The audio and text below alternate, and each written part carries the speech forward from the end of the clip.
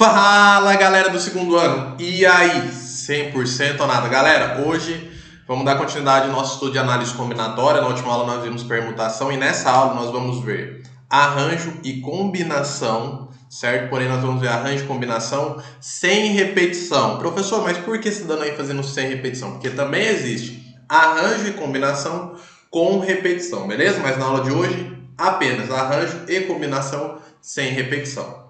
Agora, galera, na tela vai aparecer para vocês um esquema top, que vai ajudar a gente a entender quando usar permutação, quando usar arranjo e quando usar combinação. Vem comigo, galera, vai ter a questão, Enem, vestibular, concurso, sei lá, a prova que você for fazer, que tem análise combinatória como um dos conteúdos a serem estudados nessa prova, o que você tem que fazer ao identificar uma pergunta de análise combinatória? Olha para a pergunta. A pergunta vai olhar de volta para você. E aí você vai olhar para a pergunta e vai perguntar para a pergunta o seguinte: o número de objetos é igual ao número de posições? Se a pergunta te responder que sim, você já mata a permutação. Pô, permutação, a gente tem aqui na nossa tela a fórmula da permutação simples, n fatorial. Matou. A ordem é igual ao número de posições? Se sim, é permutação de cara, não tem o que pensar. A única coisa que você vai decidir é se permutação simples, certo? Ou permutação com repetição, que a gente tem que tirar os elementos repetidos. Beleza. Olhou para a pergunta de análise combinatória da sua prova. Ao olhar para ela, você pergunta, pô, o número de objetos é igual ao número de posições? A pergunta te fala, não é igual. Aí você fala, pô, e agora?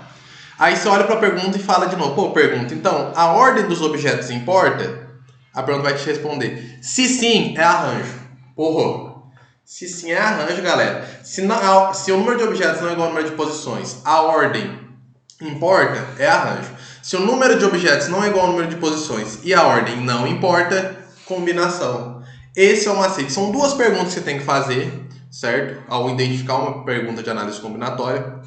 Feitas essas duas perguntas, você já tem em mente se é uma permutação, se é um arranjo ou se é uma combinação. Aí depois, galera, aí assim, já vem uma questão de interpretação, se é uma permutação simples ou uma permutação com repetição, se é um arranjo simples ou um arranjo com repetição, se é uma combinação simples ou uma combinação com repetição. Beleza? Mas isso é no decorrer de resolver exercícios. Por isso é importante você pegar sempre exercícios de Enem, concursos vestibulares, dentro de análise combinatória, para estar se adaptando e estar conseguindo identificar esses aspectos finais, beleza? Mas esse esquema, galera, deixa claro pra gente o que a gente tem que saber, certo? Para atribuir permutação, arranjo ou combinação, fechou? Bom, galera, continuando aqui, nossa aula de hoje ela vai ser direto ao ponto, direto e reto, a gente vai em cima, beleza? Sem muita enrolação, vem comigo então. Galera, o arranjo. A gente já viu que o arranjo, o número de elementos, é diferente do número de posições onde eu posso agrupar esses elementos. Claro que, se isso acontece, eu posso ter um arranjo de combinação. Verifiquei que o número de objetos é diferente do número de posições, verifica se a ordem importa. Ordem importou, arranjo. Beleza? Aqui na tela a gente tem a fórmula do arranjo com repetição. Beleza? A gente tem esse A que identifica que é arranjo, nós estamos trabalhando com arranjo. A gente tem esse N que é o número de objetos. E a gente tem esse R, galera, que é como os elementos vão ser escolhidos. Beleza?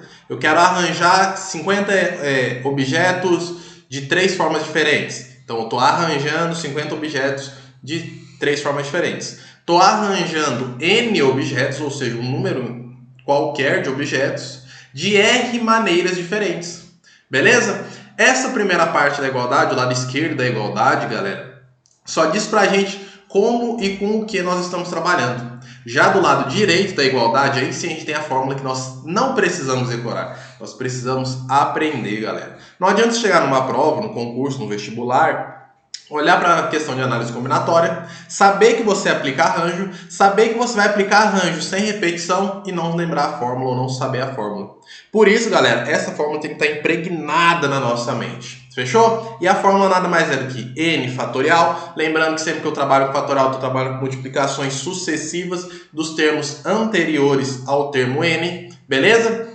Isso tudo dividido, a gente tem uma fração, ou seja, a gente tem uma divisão, uma razão, por n menos r, ou seja, o número de elementos total menos a quantidade de arranjos que eu quero executar com esses elementos. E esse resultado, eu calculo o fatorial sobre ele. Beleza? Galera, vale salientar aqui, isso é uma informação que é basicamente dedutível, mas esse R, galera, sempre vai ser menor que o N, certo? Esse R sempre vai ser menor que o N, porque não tem como eu arranjar, sei lá, 30 objetos de 60, agrupando eles em 60 posições. Não tem como. Então esse R sempre vai ser menor que esse N. Beleza? Certo? Então, como isso aparece em questões pra gente, pessoal? Galera, essas questões eu tirei do site Brasil Escola, beleza? Se acessar na internet aí no Google e procurar essas questões, você vai achar no site Brasil Escola. Peguei lá porque são questões de universidades, e o nosso foco aqui é o Enem, nosso foco é a faculdade, engenharia, medicina, matemática, independe, certo? Então, por isso a gente tem que treinar a ideia de estar trabalhando questões de vestibular. Então, a questão da Universidade Federal de Ouro Preto, a UFOP, certo? Localizada em Minas Gerais, diz o seguinte: no meio da invasão tecnológica que toma conta de nossas vidas, Dona Antônia esqueceu sua senha bancária, justamente na hora de efetuar um saque. Recorrente, acontece, esqueceu a senha. Ela lembra que a senha é formada por 4 algarismos distintos. Primeira informação importante: 4 algarismos, beleza? Distintos, ou seja, diferentes. Sendo o primeiro o 5, certo? E o algarismo 6 aparece em alguma outra posição. Ou seja, eu tenho 2 algarismos. O 5 eu sei que é o primeiro, certo? Então o 5 tem que estar na primeira posição. A ordem do 5 vai importar, beleza? E o 6 vai aparecer em uma das outras 3 posições. Qual é o número máximo de tentativas que o banco deverá permitir para que Antônio consiga realizar o saque? Ou seja, um exercício que traz para a gente uma contextualização de uma situação problema, beleza? Uma ideia ali fictícia, obviamente, mas que poderia vir a acontecer. Ele quer saber a sua questão, a sua ideia de interpretação desse problema matemático. E vamos à resolução. Galera, o exercício nos informa que o primeiro dígito é o número 5. Então, obviamente, o 5 tem que estar na primeira posição. E o número 6 está em alguma das outros 3 dígitos. Sendo assim, teremos a seguinte situação. A gente tem 3 casos onde o número 6 pode aparecer. Ele pode aparecer na segunda posição, pode aparecer na terceira posição ou na quarta posição. Beleza? Logo, teremos as respostas somando as possibilidades de cada um dos casos. O que acontece na somatória dessas possibilidades de cada um dos casos, galera? Eu tenho 8 números. Professor, por que eu tenho 8 números? Porque eu já tirei o 5 e o 6 que eu sei que vão aparecer. Então, podem aparecer outros 2 números. E eu tenho que agrupar eles em 2 posições. Beleza? Por isso, A, certo? Que é o arranjo, a gente está tratando de arranjo, a ordem dos elementos importa, porque a gente está trabalhando com uma senha, certo? 8 números, certo? 8 números, porque eu já tenho o 5 e o 6, então eu excluí o 5 e o 6, certo? Agrupados 2 a 2. Professor, por que agrupados 2 a 2 ali? Agrupados em 2 a 2, não, agrupados em 2 posições. Porque eu tenho o seguinte, galera, eu tenho que colocar ele em 2 espaços vazios. Se o 5 for o primeiro, o 6 for o segundo, sobram 2 posições, concorda comigo? Primeiro caso. Se o 5 for o primeiro e o 6 for o terceiro, ainda sobram 2 posições. Beleza? E o terceiro caso, se o 5 for o primeiro, o 6 for o último dígito, ainda sobra 2 posições. Beleza? Por isso eu tenho que fazer esse arranjo dessa forma. Aqui o exercício nos diz também, galera, a resolução do exercício, que esse número 3 é proveniente das possibilidades que existem para as posições do 3, que foi o que eu falei, segunda, terceira ou a quarta posição. Beleza? Então o que eu vou fazer? Vou calcular esse arranjo. Eu tenho um total de 8 elementos que podem ocupar essas 2 posições. Beleza? Isso tudo tem que ser dividido por 8, que é o total, menos as possibilidades que eu tenho, que no caso são 2. Então eu vou ter 8 fatorial dividido por 8 menos 2 fatorial. Claro que tudo isso multiplicado por 3, porque existem 3 possíveis situações onde o 6 pode estar. Beleza? Então o que vai acontecer? 8 vezes 7 vezes 6 fatorial. Professor, por que 8 vezes 7 vezes 6 fatorial? Porque aí eu vou poder cortar os dois 6.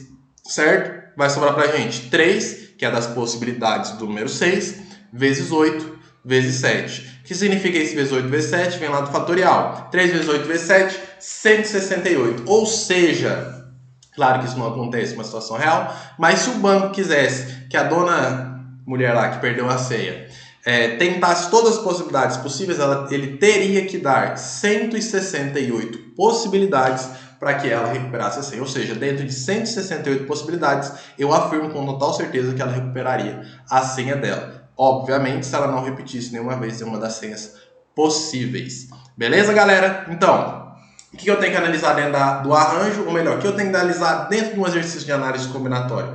Primeira coisa, olha para o exercício e pergunta: o número de elementos é igual ao número de posições? Se sim, certo? Você fala permutação, morreu a questão. Se não, o que é? Ou é arranjo ou é combinação. A ordem importa? Arranjo, a ordem não importa, combinação. Morreu ali, feito isso, você já sabe as formas. Beleza, professor, vimos ali a ideia de arranjo, a fórmula de arranjo, e agora vamos para o próximo passo, que é entender o que é combinação. Como eu falei, no arranjo a ordem importa, na combinação a ordem não importa. Beleza? O que vai mudar de uma fórmula para outra é o que a gente vai ver aqui e agora. Beleza? Mais uma vez, quero relembrar que a gente está trabalhando na arranjo de combinação sem repetição. Beleza? Então a gente tem que estar atento a isso quando a gente for resolver os exercícios, mas isso a gente vê um pouquinho mais para frente. Beleza? Tá.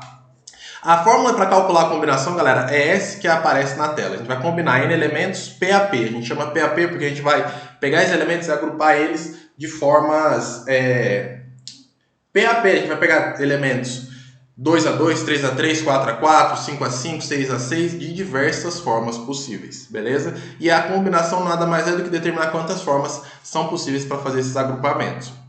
Beleza? Lembrando sempre daquelas máximas: exercício de análise combinatória, permutação, arranjo ou combinação. Lembrando que esses três têm permutação, arranjo e combinação, existem com repetição. Nessa aula a gente está vendo arranjo e combinação sem repetição, beleza?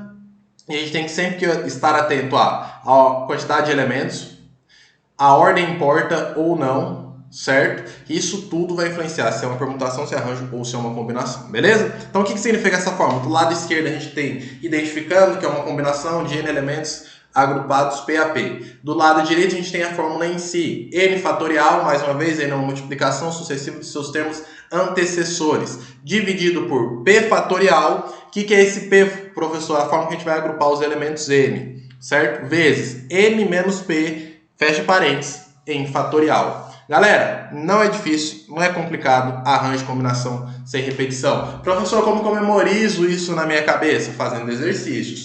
Matemática é só resolver exercício. Você vai ver que muitas vezes saber a teoria é um passo. Resolver exercício é outro passo. Entender um exercício inédito já é outro passo lá em cima. Então, tudo isso tem que estar ali, certo? Na massa do bolo, para chegar ali no Enem, no vestibular, no concurso que for que você for fazer, você conseguir delimitar essa linha. Beleza? Então vamos lá, primeiro exemplo aqui, mais uma vez um exemplo tirado do site Brasil Escola, da Universidade Estadual do Rio de Janeiro. Para montar o sanduíche, os clientes de uma lanchonete podem escolher entre os tipos de pão, que existem 3 tipos de pão, certo? Entre os tamanhos pequeno e grande, e 1 até 5 entre todos os recheios: salsicha, atum, queijo, presunto e salame, sem a possibilidade de repetição de recheio num mesmo sanduíche. Aí o exercício pede para a gente fazer o seguinte: calcule quantos sanduíches distintos podem ser montados, utilizando essas regras expostas acima, e o número de sanduíches distintos que um cliente que montar, certo? Se ele não gostar de orégano, só come sanduíches pequeno e desejar 2 recheios de cada sanduíche. Lendo novamente a alternativa B, o número de sanduíches distintos que um cliente pode montar se ele não gostar de orégano. Só come sanduíches pequenos e deseja 2 recheios em cada sanduíche. Top! Questões top, Universidade Estadual do Rio de Janeiro. Beleza? Aqui temos 3 combinações diferentes. Uma referente ao tipo de pão, outra ao tamanho e outra ao recheio, que são as formas que a gente pode montar esse sanduíche. Quando fazemos a combinação do recheio, devemos nos atentar, pois existem 5 modos diferentes do cliente rechear seu sanduíche. Beleza? Então eu tenho em pão, calabresa, orégano ou queijo, tamanho grande ou pequeno, e no recheio eu tenho 5 possibilidades: sardinha, atum, queijo, presunto e salame. Então vamos resolver a questão número A, que é a primeira que aparece para a gente. A questão A quer saber quantas maneiras diferentes o cliente pode montar seu sanduíche. As escolhas do pão e do tamanho se restringem a apenas uma possibilidade, ou seja, você só pode escolher um tamanho de pão, beleza? E um tipo de sabor de pão, certo? No recheio, o cliente pode escolher quantos itens desejar colocar, resultando em 5 possibilidades, cada uma com as combinações diferentes. Então aqui, galera, nesse quadro aí aparece pra gente como são feitas essas combinações.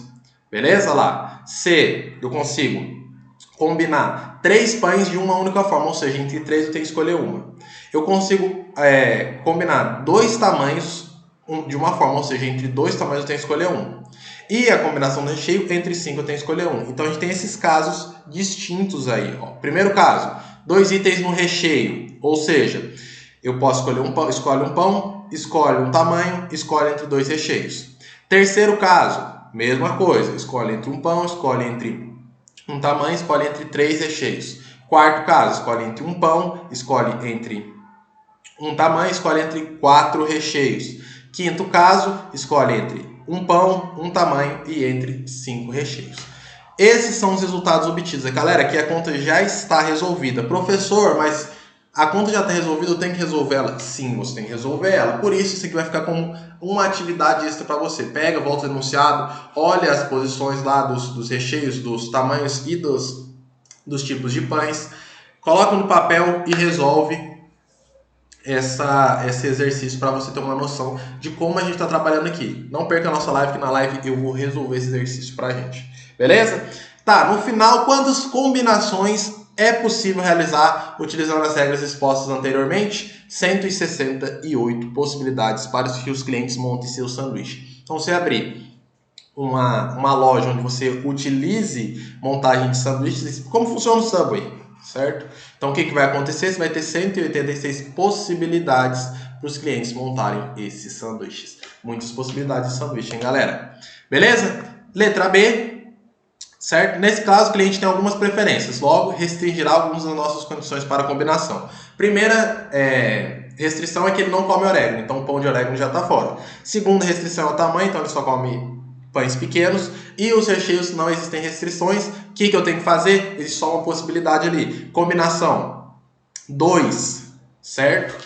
Entre 2 pães, calabresa e queijo, toma 1, certo? Combinação 1 a 1, ou seja, ele só pode comer o pão pequeno, então ele vai ser o resultado 1. E a combinação entre 5 recheios tem que escolher 2. O que você fez? Resolve a conta. Professor, mas aí a conta não está aberta. O que você vai fazer? Vai no caderno. Professor, tô aqui parado, travado nesse exercício que estava lá na videoaula. O que eu faço? Pego o celular, mando mensagem, me pergunto como é que faz. Galera, você tem que ter autonomia. Se não tiver autonomia, não vai pra frente. O mundo pertence aos espertos. Se você não está sendo esperto, você vai rodar, vai ficar para trás. Então vem comigo que matemática é linda demais. Beleza, esse cliente aí da letra B, quantos sanduíches ele pode formar? 20, morreu. Nossa, meu amigo.